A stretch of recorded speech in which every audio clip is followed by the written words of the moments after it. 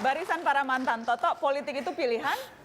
Wajar kalau dalam politik berubah haluan. Apakah di tengah jalan, apakah di akhir ketika mau masuk pemilihan yang baru, apakah karena alasan partai atau karena pengalaman pribadi, semuanya wajar dan memang harus diwajarkan?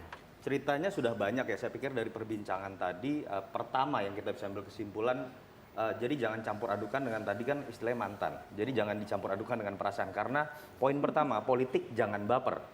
Contohnya apa? Sederhana. Tadi saya pikir kita bisa komentari politisi yang Twitternya paling fenomenal lah. Pertama tadi kita lihat bagaimana di Twitter ini paling anti cebong, tapi ternyata saya baru lihat juga 4 tahun lalu ternyata berpidato layaknya Panglima Cebong misalnya. Nah, itu boleh tepuk tangan buat saya. Yang kedua saya pikir begini, jangan membangun politik kultus. Ketika kita membangun politik kultus, yang terbangun adalah relasi pelayan dengan juragan. Contohnya lagi-lagi Bung Ferdinand. Misalnya Bung Ferdinand mungkin ingat di bulan Mei 2015 sebagai Direktur Energi Watch itu pernah mengatakan membela Sudirman Said dalam ketika ingin membubarkan Petral, ketika ada reaksi dari SBY dan Bung Ferdinand mengatakan SBY jangan lebay di situ. Dan saya tidak mendengar kritik itu ketika seorang Ferdinand Hutahian sekarang sudah masuk partai yang saya tangkap seperti membangun pola hubungan pelayan dengan tuan tadi, dengan SBY. Jadi tepuk tangan lagi buat Bung Ferdinand Hutahian, kita bisa belajar satu hal lagi tadi menurut saya, poin kedua, jangan membangun politik kultus. Yang ketiga menurut saya kritisi dan amati betul, karena politisi yang kutu loncat, politisi yang berpindah-pindah itu bisa dilihat dari dua perspektif. Satu, dia adalah orang yang betul-betul memegang prinsip sehingga bisa berubah. Tapi dia juga bisa menjadi seorang yang paling oportunis karena kepentingannya sendiri, kemudian bisa berpindah-pindah kapan saja. Oke, dan cara satu melihat lagi, itu seperti bagaimana? Contohnya makanya satu lagi misalnya Bung Ferdinand Hutahian. Sekarang membela Bung Prabowo misalnya, ada surat yang pernah ditulis oleh Ferdinand Hutahian pada 17 Maret 2014. Judulnya Jokowi dan Drama Hianat Gerindra. Di situ jelas dikatakan bahwa penolakan Gerindra terhadap penunjukan Jokowi dikarenakan perjanjian batu tulis adalah bukti bahwa Prabowo orang yang mementingkan kekuasaan dan menolak suara rakyat. Dan sekarang Bung Ferdinand bersikap 180 derajat berbeda, jadi silahkan dinilai sendiri apakah itu bentuk politisi yang megang prinsip atau oportunis. Lagi-lagi ini hanya pembelajaran. Saya hanya memberikan contoh. Kita kasih kesempatan Bang Ferdinand. Kebetulan contohnya banyak dan komplit dari sisi Bung Ferdinand. Yang terakhir itu saya tidak pernah merasa bikin surat seperti itu ya. Nah, tinggal di browsing ada itu. Bisa saja orang membuat, tetapi saya tidak pernah membuat surat seperti itu karena Digital forensik nanti silakan jadi yang menonton dan bisa 2014 itu saya 17 Maret belum 2014. Tidak pernah menulis seperti itu, tetapi kalau Anda tidak ingat pernah ada pandangan seperti itu? Saya tidak pernah punya pandangan seperti itu. Tetapi kalau yang pandangan saya tentang batu tulis adalah justru adalah pihak Megawatinya yang berkhianat, bukan Prabowo-nya. Kalau pandangan saya, jadi saya tidak pernah menulis seperti itu. Tapi kalau tadi yang disampaikan tentang kritik saya terhadap Pak SBY pada saat Sudirman Said bicara tentang Petral, dan saya menyampaikan Pak SBY jangan lebay karena memang ya saya sekali lagi saya tidak pernah memikirkan apapun di dunia ini kecuali kepentingan bangsa. Oke.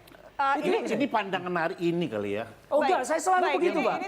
Kalau nanti Prabowo jadi presiden, pegang kata-kata saya, kalau dia jadi presiden dan tidak mementingkan bangsa, saya di garis depan menjatuhkan dia. Enggak, itu Maret itu lupa, 2014 itu mungkin lupa kali. Enggak, saya memang dilupakan. Ini tulisan Anda bukan, Bang Ferdinand? Jokowi dan drama hianat ala Gerindra. Ini tulisan Anda bukan? Kompasiana, saya tidak pernah punya akun Kompasiana seperti ini. Ya. Saya harus clearkan bahwa saya tidak pernah punya akun Kompasiana seperti ini. Baik.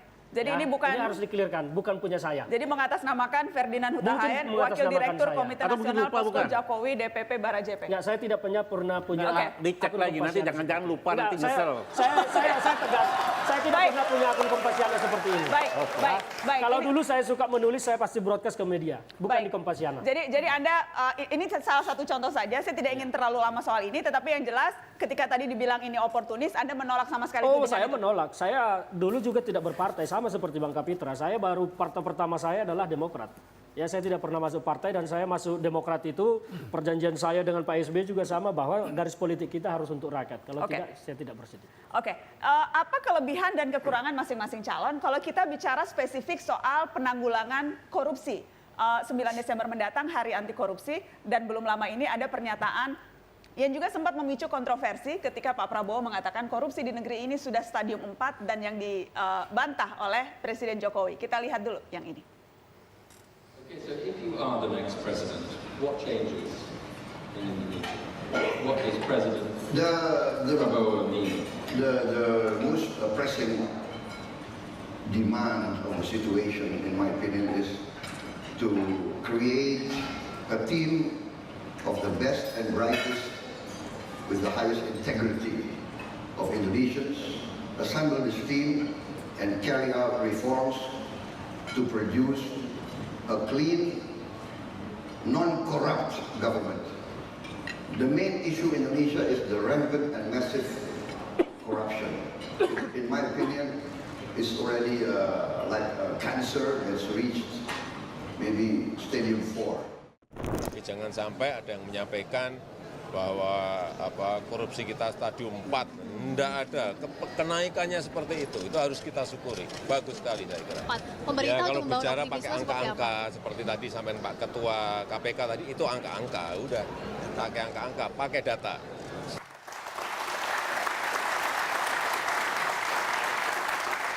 Korupsi stadium 4 atau justru trennya menurun, Kang Deddy? Kalau menurut saya trennya menurun kan berdasarkan data, tetapi mungkin kalau sudut pandangnya banyaknya orang yang ditahan, lain lagi persoalannya. Kalau itu yang menjadi landasan, gampang saja kalau ingin dianggap tidak ada korupsi, jangan ada yang ditahan.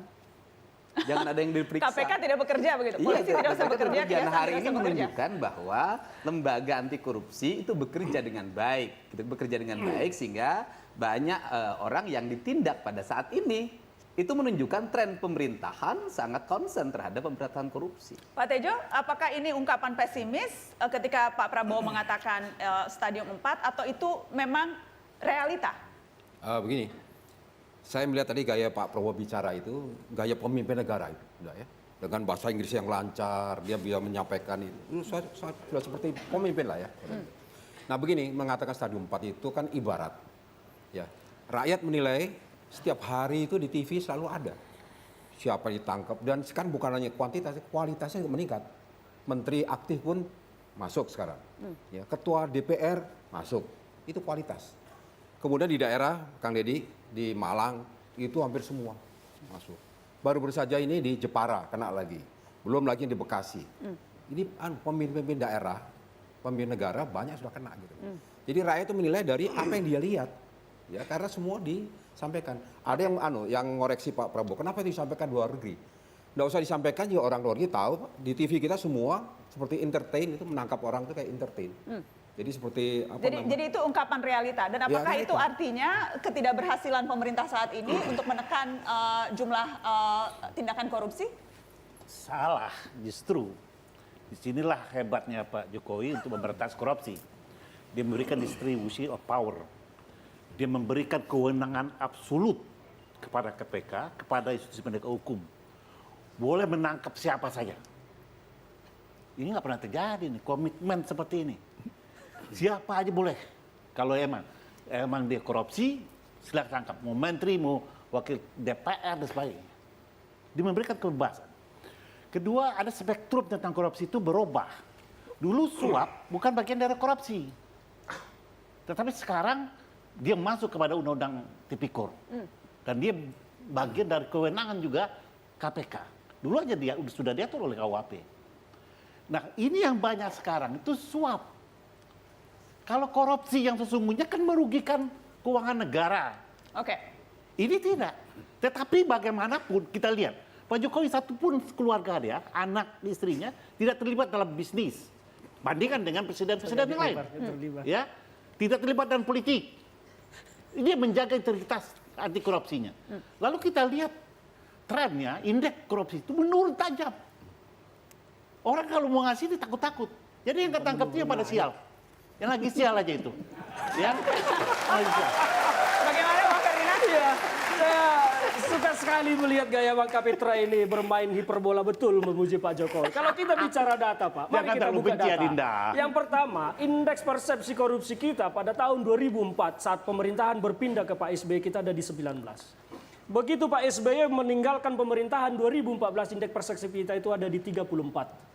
Sekarang hanya ada di 37 dan itu stagnan 3 tahun, Ini tidak ada akibat peningkatan. sangat cinta Saya sama jelaskan Jokowi, dulu. tiba-tiba nggak diangkat jadi menteri, jadi bencinya mas Nah inilah kita, ketika kita bicara data, inilah yang saya sangat tidak suka dari kelompok Pak Jokowi ini. Ketika kita bicara data, larinya begini. Ini kita sampaikan data, indeks persepsi korupsi kita 3 tahun ini stagnan di 37. Dari zaman Pak SBY, Itu dari dari data dari 19 mana? menjadi 34. Data dari mana? Ya data resmi dong Pak. Ya siapa yang mengeluarkan?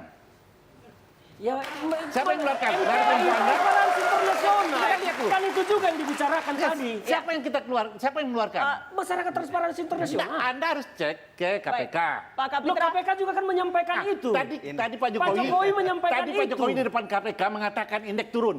Kalau itu udah benar, Pak Jokowi pasti ditangkap oleh KPK. Nah, itu artinya berarti tidak mengerti apa itu namanya indeks persepsi korupsi. Makanya Baik. jelas dulu siapa Pak yang Kapitra, mengeluarkan. indeks persepsi korupsi Indonesia sekarang betul ada di angka 37. Siapa yang mengeluarkan? Dari skala, Aduh, dari Bang skala 1 Kapitra sampai ini. 100. Ya. Saya ingin tadi ada bagian dari pernyataan Pak Prabowo yang menarik ketika mengatakan bahwa salah satu kebutuhan mendesak situasi saat ini adalah membentuk tim yang terdiri dari putra-putri terbaik Indonesia yang mempunyai integritas tinggi untuk menyusun reformasi menciptakan pemerintahan yang bersih dan tidak Ya, korup. betul sekali. Jadi kalau bicara soal strategi pemberantasan korupsi, ini strategi Pak Prabowo. Salah satu strategi dari berbagai macam strategi yang akan dilakukan nanti. Salah satunya itu adalah membentuk tim ya. Dan Tim itu belum bekerja- dilakukan sekarang Bang Ferdinand, tim itu? Pak Prabowo kan belum presiden. Nanti Maksud ketika saya apakah langkah membentuk tim yang terdiri dari anak-anak muda yang bersih dan sebagainya itu Anda lihat belum dilakukan di pemerintahan saat ini? Oh belum. Itu Sama sekali belum wadahnya ada. apa? Sekarang Wadahnya kan apa? masih hanya KPK yang melakukan. Bahkan kejaksaan kita tidak mendengar sejauh mana langkahnya menangani korupsi ya. Hanya sibuk dengan isu tetapi KPK bekerja. Kita punya data bahkan orang yang di OTT KPK selama 10 tahun Pak SBY itu jauh lebih kecil daripada 4 tahun Pak Jokowi memerintah. Ini data Pak, hanya separuhnya. Setengahnya artinya memang pelaku korupsi zaman sekarang ini semakin berani dibanding dulu. Korupsi Zaman Pak SBY. Nah, apa- kalau apa tadi suap? Bang Kapitra bilang baru sekarang tidak ada Pak Jokowi, tidak ada keluarganya. Bahkan kita mendengar bagaimana di ipar Pak Presiden kita ini kan disebut namanya berkali-kali di kasus pajak, di kasus Bakamla. Ini kan fakta hukum. Sekarang Pak politisi SBY PDIP-nya disebut di hilang. Ambalang satu keluarga. Satu keluarga. Bukan keluarganya SBY, itu keluarga orang Pak. Jangan Begini, salah. Pak SBY disebut, Tidak anaknya pernah disebut. Loh, Presiden SBY anaknya tidak pernah disebut terlibat di dalam Pak kasus SBY korupsi sendiri, apapun. Pak SBY sendiri ngomong kok. Masa Saya Pak di- SBY ngomong dia terlibat Saya korupsi? dikait-kaitkan gitu loh. Dikait-kaitkan Lah, artinya tidak boleh artinya dikait-kaitkan apa? karena memang Artinya tidak apa? terkait. Coba bandingkan. Pernah nggak orang Yang mengkaitkan? mengkait-kaitkan Pernah itu nggak orang adalah kelompoknya Bang Kapitra Jokowi yang sekarang nggak? mendukung Pak Jokowi. Pak SBY itu clear and clean dari semua korupsi. Pernah, Tidak ada sama pernah sekali. tidak orang mengkaitkan Jokowi dengan korupsi? Nggak ada kan? Tidak ada, tetapi yang Makanya, di beliau kan makanya ada dia begini. yang disebut-sebut Baik. namanya. Korupsi itu punya lembaga sendiri untuk menuntaskannya. Kita akan bahas soal itu lebih jauh Iya. karena kalau bicara korupsi hanya pada tataran normatif akan berhenti di situ saja. Betul. Apa langkah konkret yang bisa dilakukan setelah pariwara tetap di Mata Najwa?